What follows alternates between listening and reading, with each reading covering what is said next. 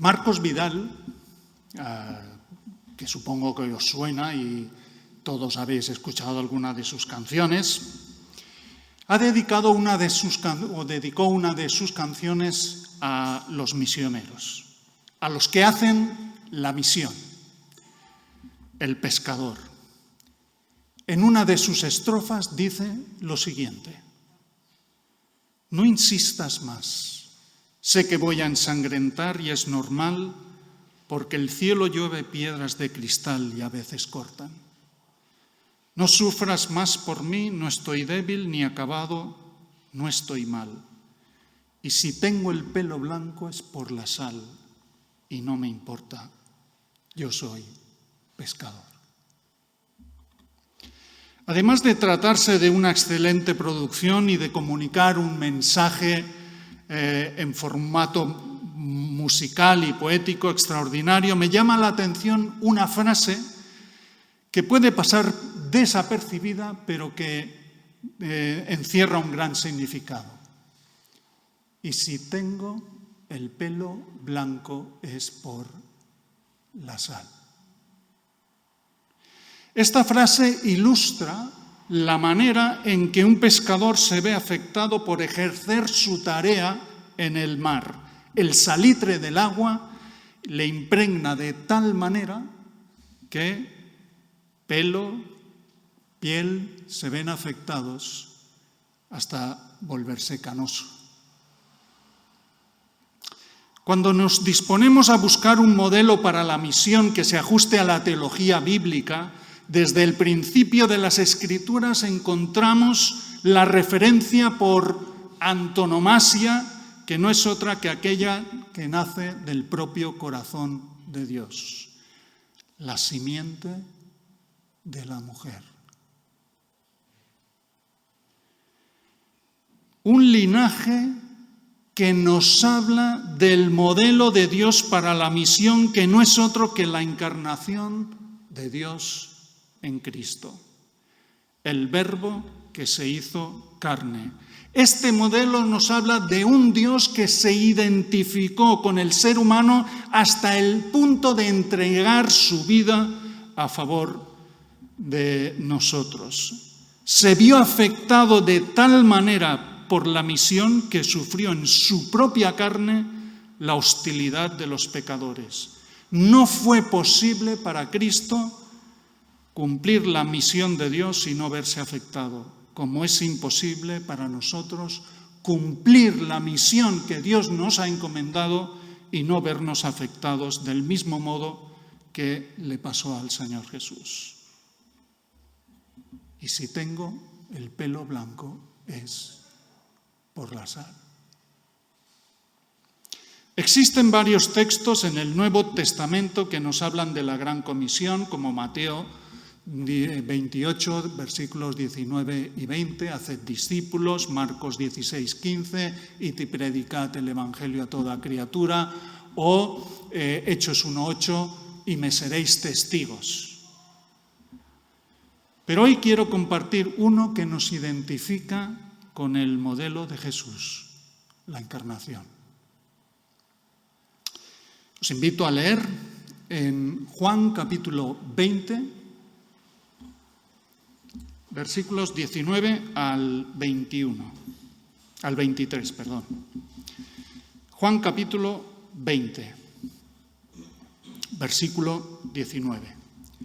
Llegó la noche aquel mismo día, el primero de la semana, el lugar donde estaban reunidos los discípulos tenía las puertas cerradas por miedo a los judíos. No obstante, se presentó Jesús en medio de ellos y les dijo: paz a vosotros. Dicho esto, les mostró las manos y el costado, y los discípulos se llenaron de alegría al ver al Señor. Jesús volvió a decir: paz a vosotros. Como me envió el Padre, así también yo os envío. Después sopló y les dijo: recibid el Espíritu Santo. A quienes perdonéis los pecados les serán perdonados, y a quienes no se los perdonéis no les serán perdonados. El versículo sobre el que quiero centrar la atención es el 21. Paz a vosotros. Como me envió el Padre, así también yo os envío. Es decir, la clave para entender qué es lo que demanda el Señor de sus discípulos es comprender cómo Él mismo fue enviado por el Padre. El propio Evangelio de Juan comienza con una declaración de intenciones. En el principio era la palabra, y la palabra estaba con Dios, y la palabra era Dios. Estaba en el principio junto a Dios. Todas las cosas fueron hechas por medio de la palabra, y sin ella nada de lo que ha sido hecho fue hecho. Y versículo 14 del capítulo 1 del Evangelio: y la palabra se encarnó y habitó entre nosotros, y vimos su gloria, la gloria que le corresponde como Hijo único del Padre, lleno de gracia y de verdad. Dios en Cristo se hizo carne, se encarnó con el fin de redimir a un pueblo para sí y adoptarlos como su familia, con el fin de que vivieran bajo la cobertura y los valores del reino de Dios. ¿Qué implicaciones tiene el hecho de que seamos enviados como Cristo fue enviado? ¿Qué significa que Cristo fuese encarnado? ¿Cómo es el modelo de Jesús que nosotros debemos imitar? De esto quiero hablar, de las implicaciones de la encarnación de Jesús. Al menos vamos a observar 4 implicaciones de la encarnación de Jesús para la misión. Paz a vosotros, como me envió el Padre, así también yo os envío. La primera implicación de la encarnación para la misión es la presencia en la sociedad. Presencia en la sociedad. Escribió el apóstol Pablo a los Gálatas: pero cuando vino la plenitud del tiempo, Dios envió a su Hijo nacido de mujer, nacido bajo la ley. En el momento exacto, en el tiempo oportuno, Dios irrumpe en la historia y se hace visible, presente. La encarnación toma cuerpo tangible, identificable, no es una ilusión. Dios cumple la misión, su misión, de la única manera que era posible, tomando forma humana en toda su plenitud. Ya lo observó Jesús en el Sermón del Monte al referirse a la sal y la luz como metáforas de la acción misionera. La sal no se guarda, la luz no se esconde. La Iglesia de Cristo se tiene que hacer presente en el tiempo y el espacio. Tiene que ocupar el lugar que Dios le ha comisionado. Se tiene que hacer visible al mundo en una forma reconocible respecto a los valores que la sustentan. Los valores que la ha llamado de las tinieblas a la luz. Desgraciadamente, en tantas ocasiones se hace visible, pero no por su testimonio, sino por sus escándalos. Ya en el Nuevo Testamento se apunta a esta situación, por ejemplo, 1 Corintios, la carta a los Gálatas. Otras tantas veces la Iglesia se ha reducido a un gueto, con el fin de protegerse y preservarse en la adversidad y la persecución. La gente de cada generación, en cada lugar, debe tener un referente de lo que debe ser la Iglesia de Cristo. Ni siquiera nos podemos escudar en la maldad o en la negligencia de otros que, usando indebidamente nuestro nombre y nuestros apellidos, cristiano o evangélico, han desvirtuado los valores del reino de Dios. El mundo no ve a Dios. La Iglesia de Cristo es la que lo revela, la que lo manifiesta. Y esta actitud significa encontrarse en los espacios donde el mundo está participar en acciones que no comprometen el compromiso cristiano ni la santidad a la que somos llamados, manifestar nuestras opiniones y valores en foros mundanos, tomar pulso a la realidad que nos rodea y expresar la compasión que movió el mismísimo corazón de Jesús, denunciar la corrupción y el pecado en las múltiples formas en que se disfraza. Esta forma de concebir la misión entraña riesgos, pero como recordábamos en la introducción, y si tengo el pelo blanco es por la sal y no me importa. A Jesús le llamaron amigo de pecadores porque estaba con ellos, comía con ellos, se relacionaba con ellos. No nos pese el juicio, pésenos la responsabilidad de estar y quedarnos escondidos.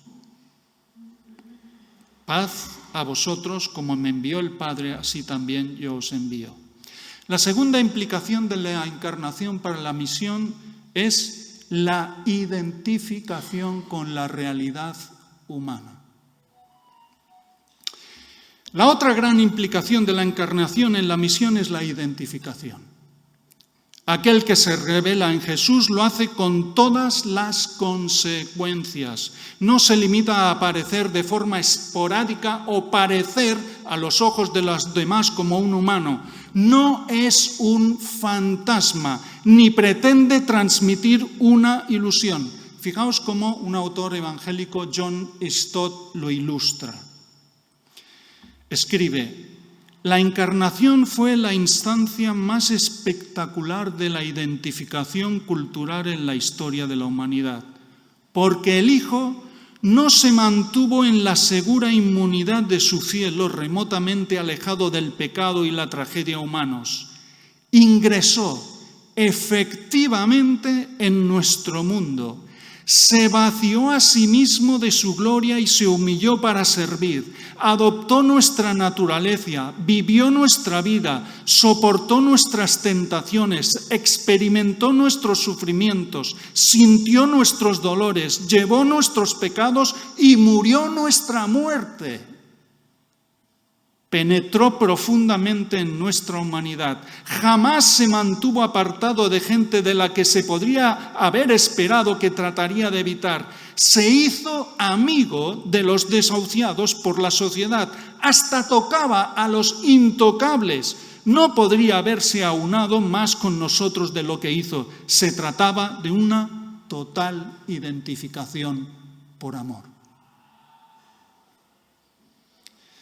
Siguiendo al pie de la letra el argumento de Stott, bastaría aplicar un paralelismo entre la acción de Jesús y la misión de la Iglesia para adecuar la acción misionera en el marco de la encarnación.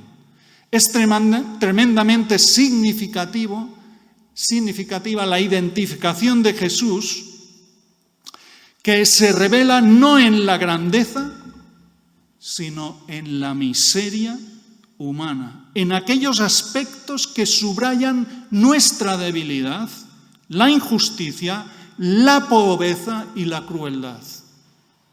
Del mismo modo, la identificación a la que debe aspirar la misión de la Iglesia debe tomar en cuenta a la sociedad en que se da la misión.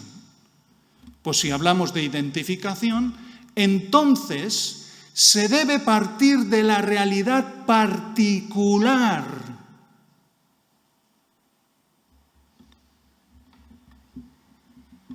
de la sociedad en la que vivimos, su situación política, su situación social, su situación económica.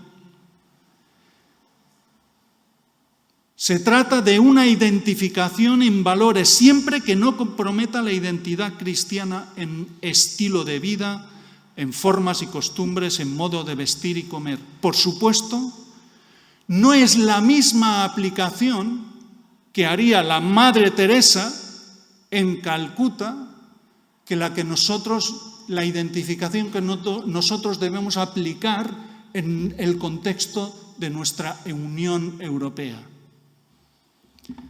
Sin embargo, el sentido de identificación debería ser el mismo, pues la realidad social de cada lugar marca el grado y la calidad de nuestra identificación. Paz a vosotros, como me envió el Padre, así también yo os envío. La tercera implicación en la encarnación para la misión es la identidad en valores. Una vez un discípulo le preguntó a Jesús: Señor, muéstranos al Padre y nos basta. A lo que Jesús respondió: ¿tanto tiempo he estado con vosotros y todavía no me conoces, Felipe? El que me ha visto a mí, ha visto al Padre. ¿Cómo dices tú, muéstranos al Padre? ¿No crees que yo estoy en el Padre y el Padre en mí? Las palabras que yo os digo no las hablo por mi propia cuenta, sino que el Padre que mora en mí es el que hace las obras. Creedme que yo estoy en el Padre y el Padre en mí, y si no, creed por las obras mismas. Juan capítulo 14. La encarnación en ningún momento significó para Jesús la pérdida de su identidad como Hijo de Dios, aunque el texto de Juan 14 nos invita a la confusión de identidades entre Padre e Hijo. Jesús nunca dejó de revelar su identidad como el Verbo, la palabra de Dios.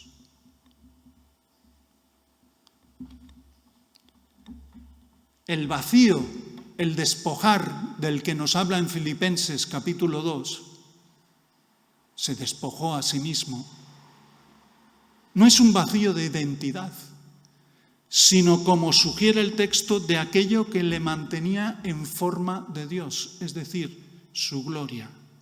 A lo largo de su peregrinaje, Jesús fue invitado en multitud de ocasiones a perder de cara su identidad, su misión. Las tentaciones en el desierto son un ejemplo que encontramos en Mateo 4 o Lucas capítulo 4 también. Jesús asumió el riesgo y salió victorioso por su firme convicción en seguir el plan marcado por el Padre desde antes de la creación. El pueblo de Dios en la historia ha sido llamado a mantener su identidad como tal. Tanto para Israel como para la Iglesia, los signos de identidad son el amor a Dios y la santidad. Acercarnos a la realidad de este mundo entraña sus riesgos. El pueblo de Dios se ha visto influenciado por costumbres idolátricas de su entorno que le invitaban a perder su identidad. A pesar de las advertencias proféticas, desgraciadamente, tanto Israel como la Iglesia han caído en la trampa. Pero el riesgo, el miedo a caer no puede ni debe significar la renuncia a la cercanía, a estar en el mundo y desde esa posición revelar a Dios y dejar claro que Él reina en su pueblo. Jesús era consciente de ese peligro y oró al Padre: no ruego que los saques del mundo, sino que los guardes del maligno. Paz a vosotros, como me envió el Padre, así también yo os envío. La cuarta implicación de la encarnación para la misión es la contextualización cultural. La contextualización es otra cosa, otra de las implicaciones de la aplicación del modelo de la encarnación para la misión. Se parece mucho a lo que hemos llamado identificación, pero tiene sus propios matices. ¿Qué entendemos por contextualización? Consiste en el resultado de poner algo o alguien en un contexto específico Por consiguiente, en el caso que estamos hablando, desde la perspectiva de la encarnación, significa que debemos asumir el contexto social, cultural, físico, político y económico en particular.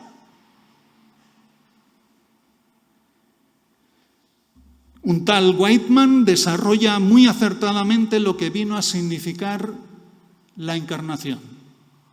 Dice: la encarnación nos dice algo importante acerca de Dios.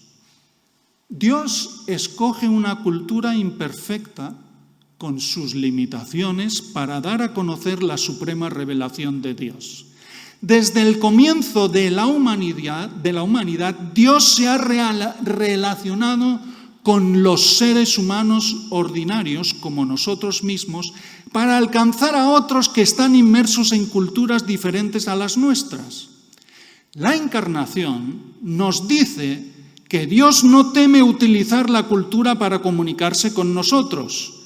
Jesús es el Dios revelado en un lenguaje que los seres humanos podemos entender. Este lenguaje que los seres humanos pueden entender es el lenguaje de la cultura humana. La encarnación nos demuestra que Dios ha tomado tanto la humanidad como la cultura seriamente. Así que la encarnación nos dice algo de la naturaleza de Dios. También se toma un modelo para nuestro ministerio. En la misma manera que Dios ha entrado en la cultura judía en la persona de Jesús, nosotros debemos estar deseosos de entrar en la cultura de la gente entre la cual servimos, de hablar su lenguaje, de ajustar nuestro estilo de vida al de ellos, de entender su cosmovisión y valores religiosos y de reír y llorar con ellos. Poco más podemos añadir a esta nota sobre el significado de la contextualización. Se trata de un ejercicio continuo porque los seres humanos cambian. También cambian sus circunstancias, sus condiciones, su estatus social y económico, la configuración de su economía, de su política, de sus fronteras. A nosotras nos toca seguir la corriente para seguir eficaces como lo fue Jesús en la práctica de la misión. Solo así, el mundo comprenderá el mensaje del Evangelio y ahí brillarán nuestras obras y glorificarán al Padre. Paz a vosotros, como me envió el Padre, así también yo os envío.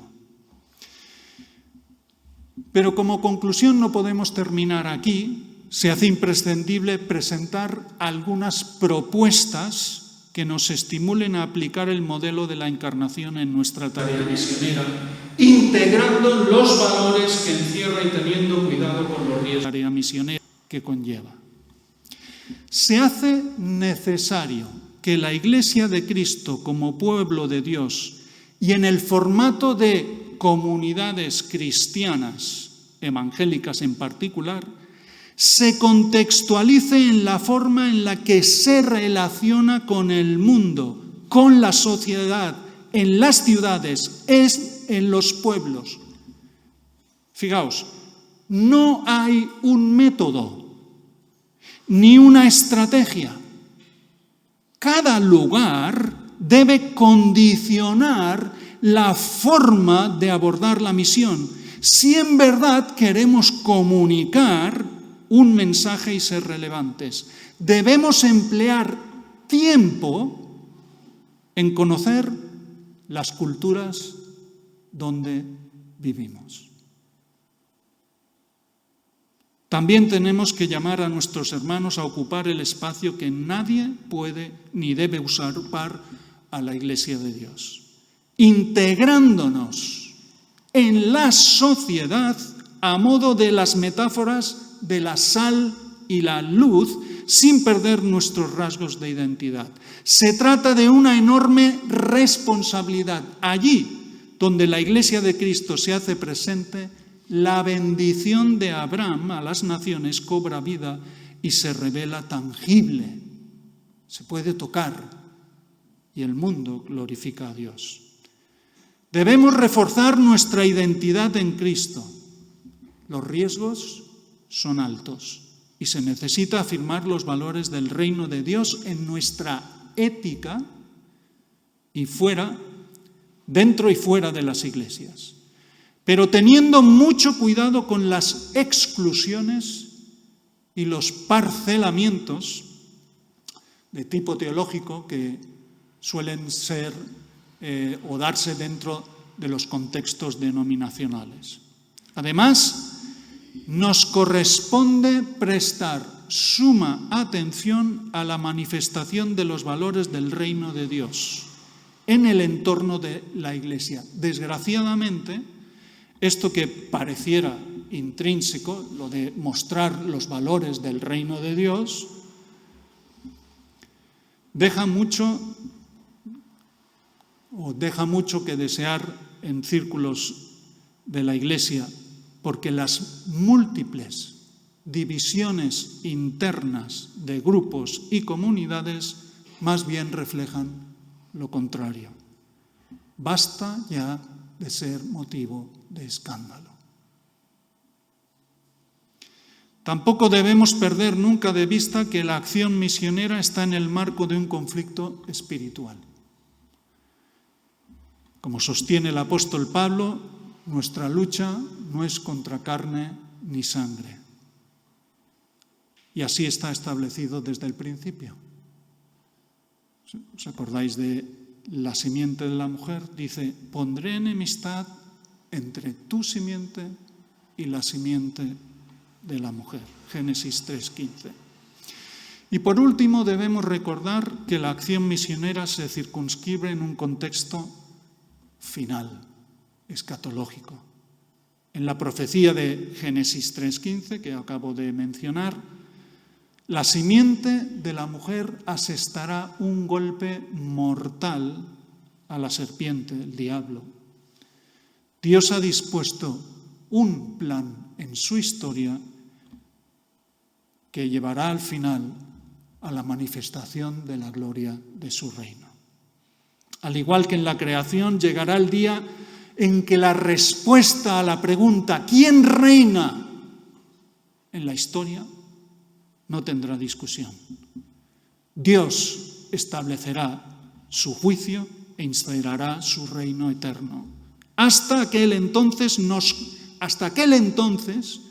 nos corresponde a nosotros, aquí y ahora, con toda convicción y humildad, aportar nuestro granito de arena para anticipar aquel día y responder a Satanás y a quien se ponga por delante, sí, Dios reina en su pueblo. En este peregrinaje puede que el pelo se torne blanco por la sal. No nos debe importar. Ese es nuestro cometido. Paz a vosotros.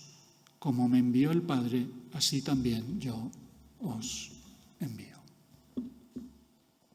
Amén. Pues muchísimas gracias. Con estas palabras de Cristo, como ha concluido la reflexión Abel, creo que tenemos que respirar ante esta meditación y orar al Señor, primero reaccionando, ¿no?, a lo que implica para nosotros como pueblo, ¿no?, de Cristo. Invito a que podamos levantar oraciones, ruegos al Señor que nos ayude